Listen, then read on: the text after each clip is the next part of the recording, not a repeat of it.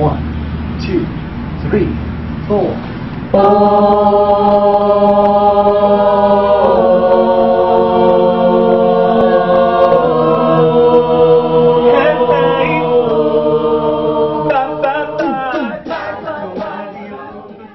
All four of the creators of the show, Katie, Kristina, Sherry, and myself, were all involved in Wildwood Summer Theater's production of Parade last summer. Sometime in the fall, we were all joking around and wondering what would happen if we had to do Parade as an a cappella musical, and how incredibly difficult that would be. And then Kristina wanted to submit a show to Fringe, and we said, you know, make an a cappella musical. And Kristina said, well, you know, it has to be an original show.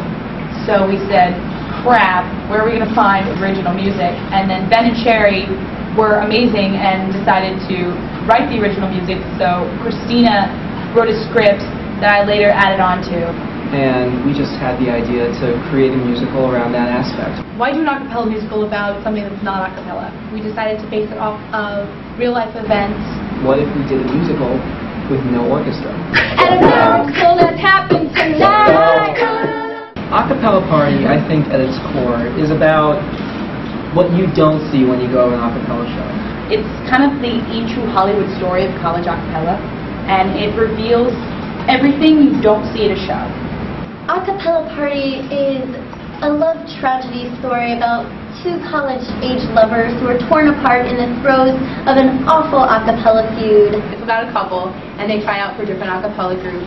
When Julie joins an acquired taste, and as you know, Tony joins the Timbuktuns, everything kind of explodes. There's kind of a competition between the two a cappella groups. These two a cappella groups hate each other with a fiery, burning passion. There's confrontation, there's a lot of tension that arises.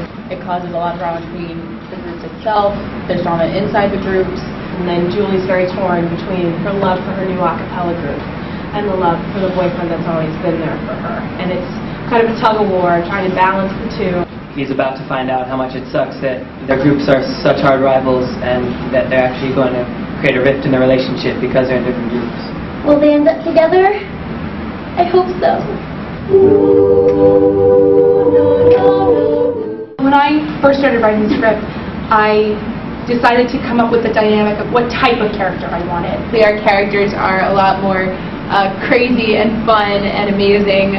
The characters are sort of slightly more realistic stereotypes of any sort of cliquish kind of group.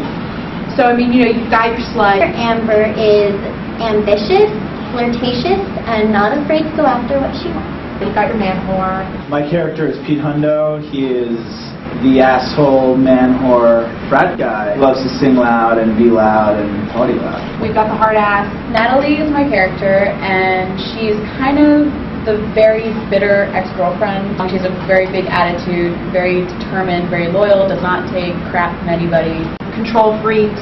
Anita is the president of an acquired taste, which is the oldest a cappella group on Timbuktu University, and her mother founded the group, and she is very dedicated.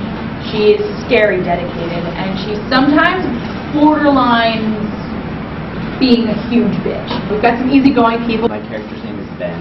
He is the musical director of the Timbuktuns, and he is a little bit nerdy. Well, we got a couple normal people. We've got our queen. I play Tib. He is that awesome queer friend who always has great advice and snappy retort. So we kind of represent a lot of different personalities. I think a lot of them, as we got further in the process, really started to develop themselves. Yeah. I think that at this point, going and just have each of the characters is someone that I feel like I could describe as someone else. What's great is that all the actors have made, not to say that they've made the role their own, but they have. But they made sort of what's on the page sort of almost farcical. They made it more realistic. So I think everyone can really relate to the characters, and that's really made them come to life.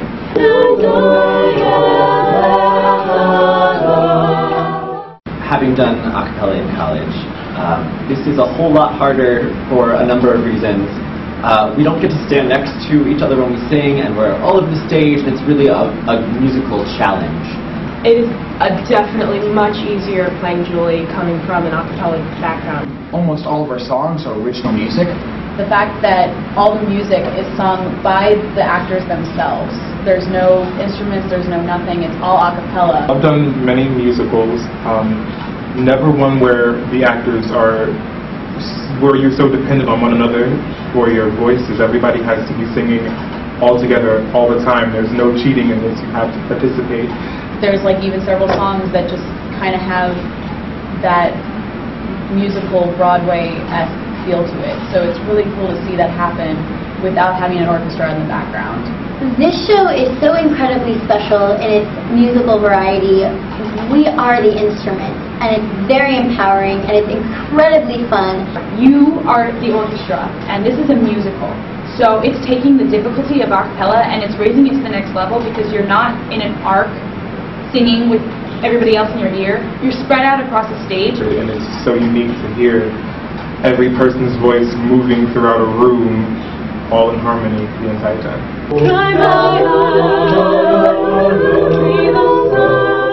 The stories that are in the audition sequence, every auditioner is based on an actual audition that somebody saw at some point. And, you know, they play it off really well. The people who are the auditioners and the groups, it's pretty much exactly what an a cappella group is feeling during auditions. When we have these crazy auditions that you think as you're watching, this couldn't actually be happening, this is not real life. Yes, this occurred. We had to deal with it in a professional manner. My favorite song in the show is, ironically enough, the song that the romantic supporting leads get to sing. Anita and I had a little moment at the after party on one of our road trips. A few bad decisions were made. We came up with this storyline totally on a whim, and I started to write the song. And It's a great song, poppy, all that good stuff, sick harmonies, and crazy choreography. It just wound up being this really fun number that everyone seems to really enjoy. The other song I like is Without You. It's the song for the romantic leads. Without You is probably the moment when you get to learn the most about Julie's character. It's the moment when she's at her lowest. That's a song where I just really get to express how hurt I am or how stupid I feel that I did something wrong and I want to try to make it right, but I know it's going to be bad for a while. Kind of a I'm pining for my love kind of a song. It's a really cool moment for her character. It's a moment where she's got everything going against her, but you know, she's got to stand up for herself. Julie, I can't make it through without you.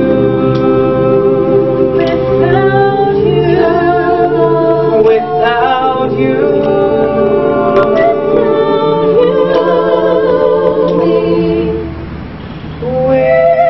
Without you. I know it might be wrong, but I'm in love with you. A less wordy Romeo and Juliet, minus all the death. First off, it's an a cappella musical, which I just really like the originality of the concept. Definitely some good music. It's not taking itself too seriously. Oh, and I think yeah. that's one of the best parts about the show, that it's really fun. Me in boxers. Some adult humor. We cover all the bases. We've got love, we've got sex, we've got violence, we've got music, song and dance, you know. It's a great thing to go see with your friends and your family, maybe not kids under 13. We've got a girl fight, And we a sex do. scene. A lot of fun, a lot of music, and a lot of love. It's only 60 minutes. A whole lot of craziness and a choose your own ending. And many people have also gone to college a cappella shows where they at one time were an a cappella group, and this show is for them and their families, so that they get to see what's really going on behind the scenes. There's a little something for everybody.